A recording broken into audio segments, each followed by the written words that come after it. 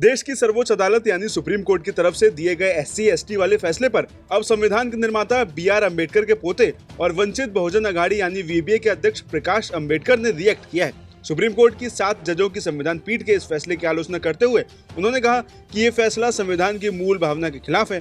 दरअसल एक media channel से बातचीत के दौरान प्रकाश अम्बेडकर ने कहा कि अगर SC और ST समूहों का कोई भी उप वर्गीकरण किया जाना है तो ये संसद द्वारा पारित नियमों के अनुसार किया जाना चाहिए। साथ ही राज्य SC और ST में आरक्षण तय करने के लिए उपयुक्त अथॉरिटी नहीं है। उन्होंने कहा कि अगर ये जरूरी भी है तो ये संसद द्वारा ही किया जाना चाहिए। इसके साथ ही उन्होंने सवालिया लहजे में कहा कि अगर SC और ST और OBC कैटेगरी में ये उप वर्गीकरण उचित है तो सामान्य श्रेणी में क्यों नहीं, जहां एक ही समुदाय के लोगों का एकाधिकार है। उन्होंने कहा कि इस मुद्दे का समाधान आरक्षित और सामान्य दोनों श्रेणियों सहित सभी वर्गों को ध्यान में रखते हुए किया जाना चाहिए।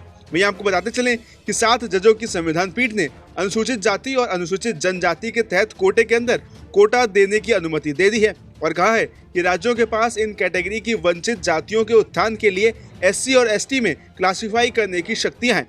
वहीं गौर करने वाली बात यह है कि अपने फैसले में दलित जज जस्टिस BR गवई ने संविधान निर्माता भीमराव अंबेडकर का उल्लेख करते हुए कहा है कि राज्यों को SC और ST में क्रीमी लेयर की पहचान करनी चाहिए, साथ ही उन्हें आरक्षण के दायरे से बाहर भी करना चाहिए। पीठ के दूसरे जज विक्रम नाथ ने भी इस दृष्टिकोण का समर्थन करते हुए कहा है कि जैसे OBC कैटेगरी पर क्रीमी लेयर सिद्धांत लागू होता है उसी तरह SC और ST कैटेगरी में भी ये लागू होना चाहिए।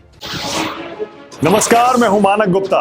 अगर आपको हमारा ये वीडियो पसंद आया हो तो इसे लाइक और शेयर जरूर करें और हाँ, हमें सब्सक्राइब और फॉलो करना ना भूलें ताकि आप देश और दुनिया की कोई खबर मिस ना करें। तो जुड़े रहिए हमारे साथ और देखते रहिए